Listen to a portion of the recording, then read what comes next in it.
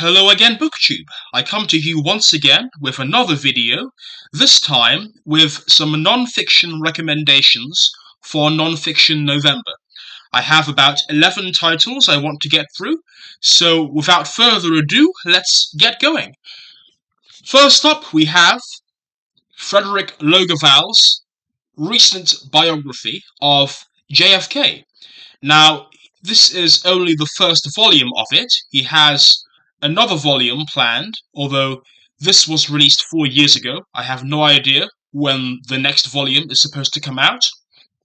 I read this summer after a visit to Boston, during which I actually went to the JFK Museum and had a really good time there, and got to learn a little bit more about this fascinating figure in American history, whose life was cut so tragically short, and whose very violent and untimely end is still the subject of so many conspiracy theories, controversies, claims, counterclaims.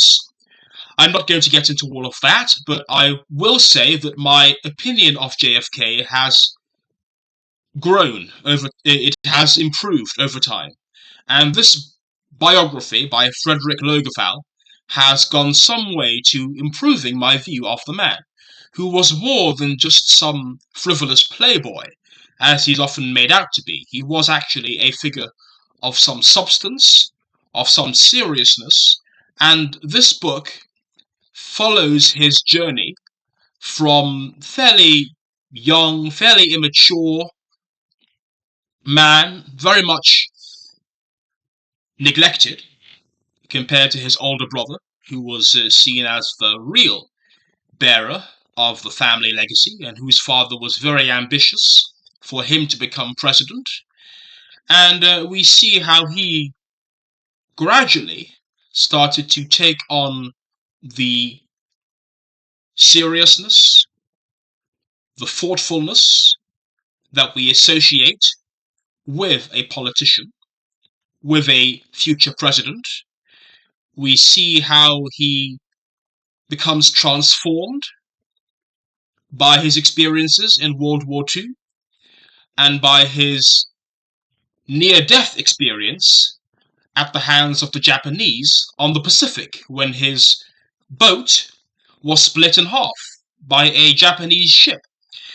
And we see the heroic character of this extraordinary man coming into fruition. He practically single-handedly saved the lives of his crew. He went on to make a plunge in US politics, assisted by the untimely death of his brother in the war, in World War II.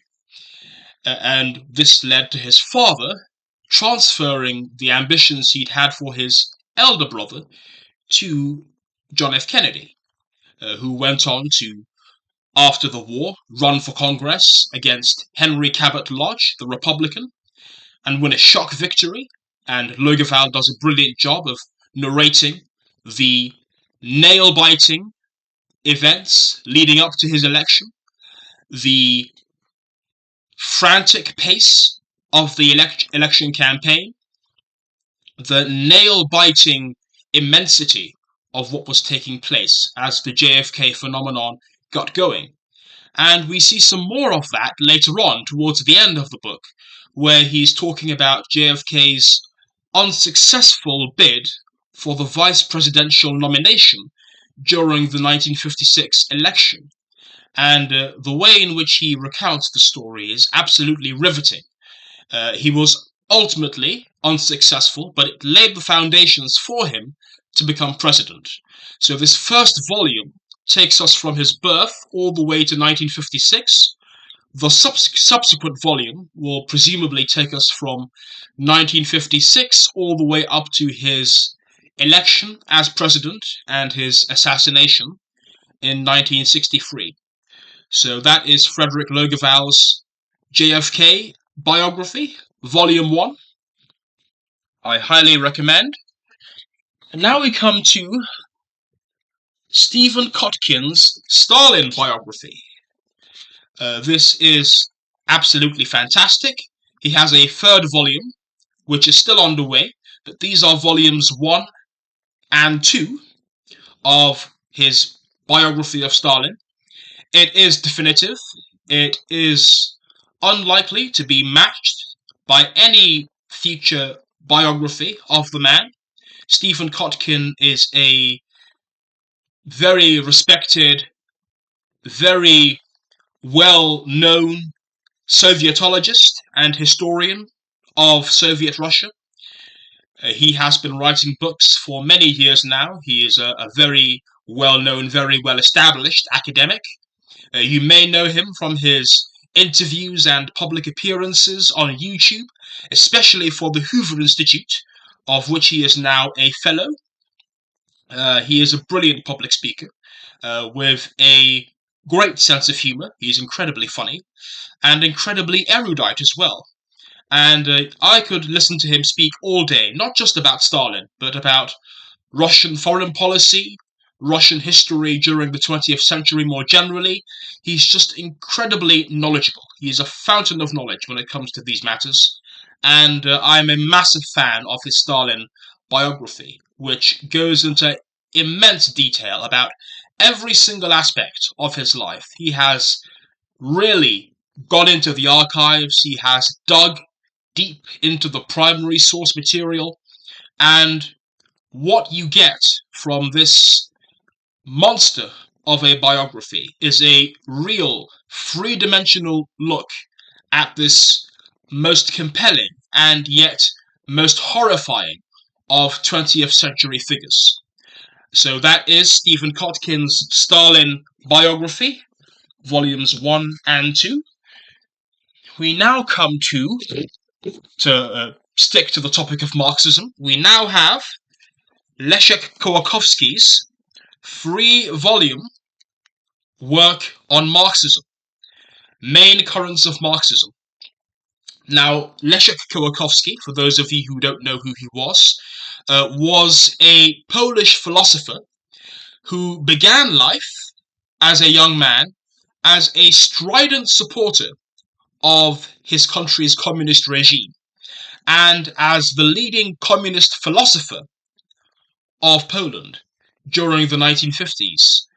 Now, as time went on, he became more and more critical of the regime, to the point where he became a leading dissident among the circle of Polish intellectuals that he was a part of.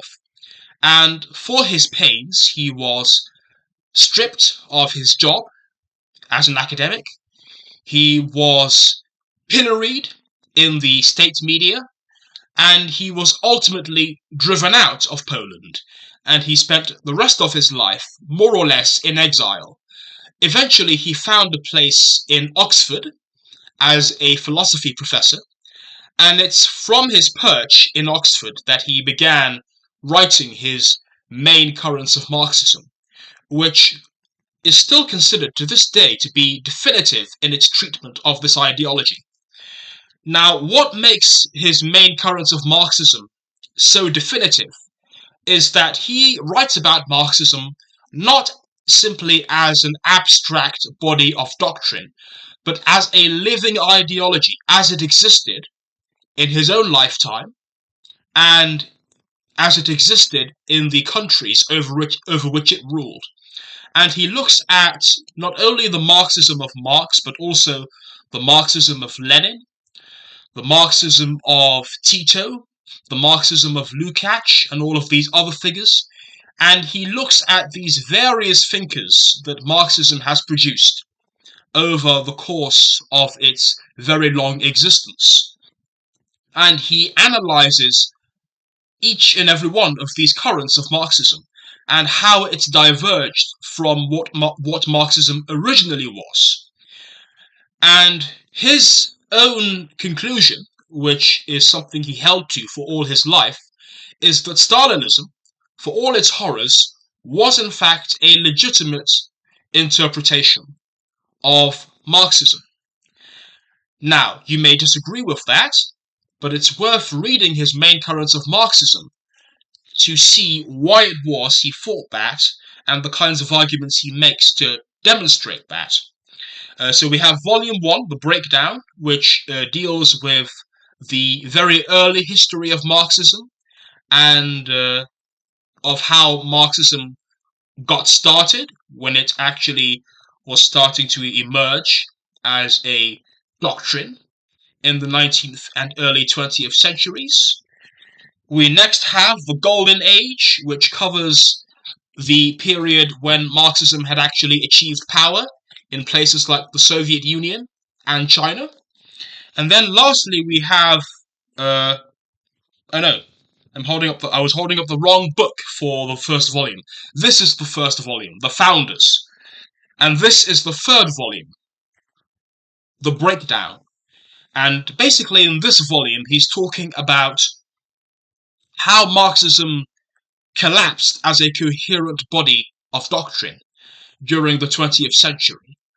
It became increasingly detached from any one state tradition or any one regime or any one thinker, and it became this peg on which all sorts of groups and movements, from Maoists in Paris to, Titoists in Yugoslavia, could put their own obsessions, their own interpretations on. So this is a very interesting, very thorough, very detailed and riveting piece of scholarship, which is still definitive, even now, even all these decades later. So that is Leszek Kolakowski's Main Currents of Marxism. Next up, we have Julian Jackson's magisterial de Gaulle biography. Charles de Gaulle, I'm sure, needs no introduction to many of you. He was the leader of the French resistance during World War II. This plucky junior officer who refused to accept his country's submission to the Nazi jackboot is the word I was looking for. And he alone, just like Churchill, for his country, stood alone against fascism when so many of his countrymen wanted to do a deal with Hitler and to accept the subjugation of France. I read this a few years ago, and I actually read this in French translation because I was trying to learn French at that time. Now, this was originally published in English, so I'm not asking all of you to go out and read the French translation, but it is a very readable, very capacious, and I think it's fair to say definitive biography of de Gaulle. It covers his whole career, not just his early career as an army officer, but also his time as the leader of the Free French, and his post-war political career, a very colourful career it was, briefly ruling France as president after World War II, then storming out of government when the French political elite wouldn't give him the power he wanted, and trying to form a movement against the old elite, which he saw as having been responsible for the downfall of France in World War II, and I think he was right about that. The failure of that movement and his time spent in the political wilderness as a result, and then his subsequent return to power. Again, much like Churchill, he spent a time in the wilderness, many years, being ignored by the French people for the most part, and then a coup happens as a result of the war in Algeria, and he becomes president once again. And he became president and he would go on to be president for the next decade or so of French politics. He is still a man who casts a large shadow over French politics. He is still, for many French people today, a lodestone of how their country should be. And you can see here, the subtitle encapsulates what he felt and thought about France and its destiny. Une certaine idée de la France, a certain idea of France. That was his motto, that was what he lived by, and ultimately died by. He is actually a hero of mine. I am not impartial when it comes to de Gaulle. I think he was a great man, a flawed man, but a great man. And he was Francis Churchill. He was Francis Churchill. He was its, you could say, Ataturk even, or whatever other great man you would like to insert in place of whatever I've said.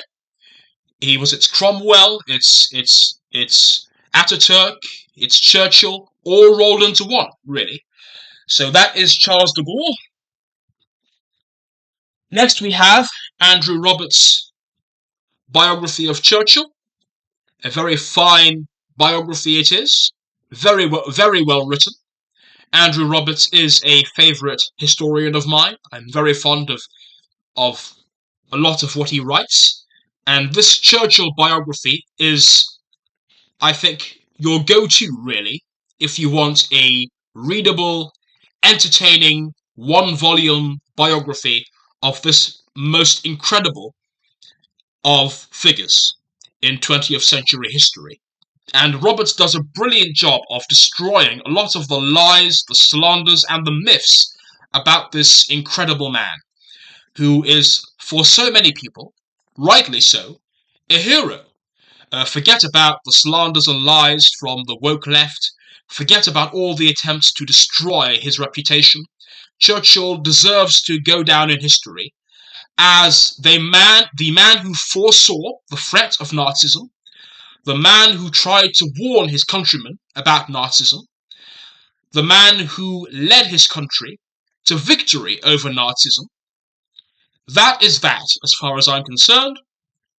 And the left can throw all of the smears they want at him. As far as I'm concerned, he is and will forever be a hero. So that is Churchill by Andrew Roberts. Next we have Plato's Republic, which is a must-read in my opinion.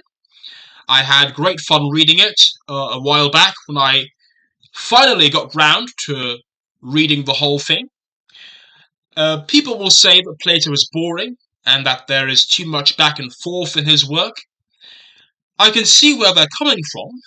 Personally, I rather enjoy the mind-bending nature of his dialogues, and Plato's Republic is just one such example of this. It is a foundational text of Western philosophy for a reason. You can see in this the roots of communism as well as fascism. But you also see in this a really interesting attempt at utopianism, the first real attempt at utopianism in philosophical thought. This is Plato sitting down with some friends of his and figuring out how an ideal society would work, how an ideal society would function. Now, I don't necessarily agree with many of his prescriptions. I think banning Homer is a step too far for my liking, but I can understand his rationale and his criticisms of the damaging effects of theatre and of literature remind me an awful lot of many of the criticisms levelled at reality TV today, for example. It's not that different, really, from many of the problems that we're facing in our own society. So Plato's Republic is worth a read, if only to provoke conversation. I wouldn't necessarily endorse many of his policy prescriptions. Next we have A People's Tragedy by Orlando Figes, who is a magnificent historian of Russia, both of the 19th and 20th centuries. And this is his famous book on the Russian Revolution. A People's Tragedy it was indeed. One of my favourite things about the way in which he writes about this period is the focus he puts on a much neglected part of Russian society, which is the peasantry, who in traditional accounts are neglected, really. Both the Marxist and the liberal accounts neglect the peasantry for their own reasons, and what Figes does is he really restores the peasantry to their central role in Russian history and in the history of the revolution, which so destroyed and devastated this country and brought about 7 decades of one of the most malodorous and malicious tyrannies that can possibly be conceived of. And he does so in very readable, very enjoyable prose. It's a very serious work of scholarship. He's written other books. He is a well-known academic, like Kotkin, of Russian history. And this is probably his most celebrated work. So if you want a 1-volume history about the Russian Revolution and about the decades leading up to that revolution, I highly recommend A People's Tragedy by Orlando Figes. Next up we have Victor Sebestyen's Lenin the Dictator. Sebestyen, unlike Kotkin and Figes, is not an academic historian, as far as I can remember. He is a journalist and popular historian who has written many books, of which this is the only one I have actually read, but it was a hugely enjoyable read for me when I read it some years ago. I've read other biographies of Lenin. This is probably the best 1-volume popular treatment which I've read. Christopher Reid did a very good biography of him some years ago, although that's more of an academic biography than a popular bestseller like this one. But it's a very enjoyable read, and I had a great time reliving Lenin's life vicariously through Victor Sebestyen's pen. So that is Lenin the Dictator by Victor Sebestyen. Obviously, the title should tell you that he is no fan of Lenin, nor am I, in fact. I am no fan of communism. I say that as a former Trotskyist. And speaking of Trotskyism, the next book we have is The Prophet by Isaac Deutscher, a famous Polish communist writer who was in his youth a Trotskyist, although as he grew older he diverged from that path and he became much more critical of Trotsky and of Trotskyist ideology, even as he remained a fervent admirer of Trotsky himself. This is probably definitive. There will never be, I don't think, another Trotsky biography that matches this in terms of its sheer comprehensiveness. There have been other biographies of Trotsky, but I think this is the best still, even after all these decades. I think this was first written in the 1950s. So this was begun in the 1950s, and this was the work of many years of labor. This is actually a 1-volume version. This was originally 3 volumes. This was The Prophet Armed, The Prophet Unarmed, and The Prophet Outcast. And I read this as a young Trotskyist who was a member of what is now known as the Revolutionary Communist International. But when I was a member, it was called the International Marxist Tendency, led by this Welshman, Welsh Trotskyist called Alan Woods, a man who I despise because I think he is a tyrant, a bully, a liar, a scoundrel, and many other things which I'm not going to ruin this video by calling him. But let's just say that I think he is a monstrous human being, and I think his organization is a cult. So, without further ado, let's move on. Things got rather heated there, didn't they? This is Oliver Cromwell, Our Chief of Men, by Antonia Fraser. I read this book many years ago, about 7 years ago, and I have not read this since. It's still, I think, the best one-volume biography of Cromwell. It's the best popular biography of Cromwell. Ronald Hutton's recent 3-volume treatment, which is still ongoing, the 3rd volume hasn't come out yet, but it is definitive in a way that this one isn't.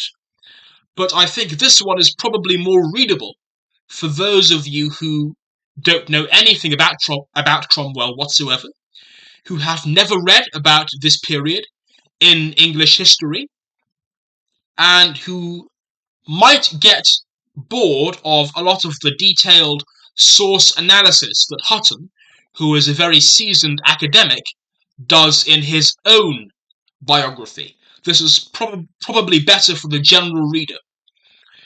So this was a book I had immense fun reading many years ago.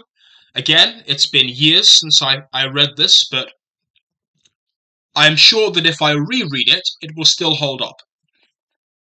So that's Antonia Fraser's Cromwell biography. Next up, we have Nietzsche's Human All Too Human, a book for free spirits. This is, I think, where anyone who wants to start reading Nietzsche should start. This is, I think, his most accessible work. If you go to one of his earlier works, for example, let's say The Birth of Tragedy, it's probably going to be too difficult for you really to get much out of it. It's probably too early in his thought. And if you go to The Will to Power, that's too late. But Human All Too Human, I think, is just right, because it's the beginning of what is known to academics as his middle period. And that's where a lot of the themes that would preoccupy him for the rest of his life really come into their own. And he really starts talking about them in a way that makes some coherent sense. So I would start with Human All Too Human if you're looking for a place to start with Nietzsche. And it's still my favourite of all his works. I've read almost all of his works, and Human All Too Human remains for me, I think, my favourite of all his works, because I just think it's so refreshing in the approach he takes. It's so well written. It just feels so adventurous. This is Nietzsche breaking new ground after leaving the cult of Wagner. This is Nietzsche daring to think critically for the first time in a long time. And it's Nietzsche reevaluating a lot of the prejudices that he held when he was a young acolyte of Wagner. So that is why I recommend Human All Too Human as the place to start with Nietzsche. And last but not least, we come once again to a work of Soviet history. This is Utopia in Power by Mikhail Heller and Alexander Nekrich. It's probably the best one-volume book about the Soviet Union which I've read. This was actually published just before the Soviet Union collapsed, so it still talks of the Soviet Union as if it still existed, because this was published in what year was it published? 1986. 1986. So, if you read this book, and it talks of the Soviet Union as being in the present tense, being still existing, if still in existence, then that is why. So, now that I have gone through that capacious list of non-fiction books, that's it from me. I hope that you go away and read one of them. And that's going to be it from me. Signing off for now.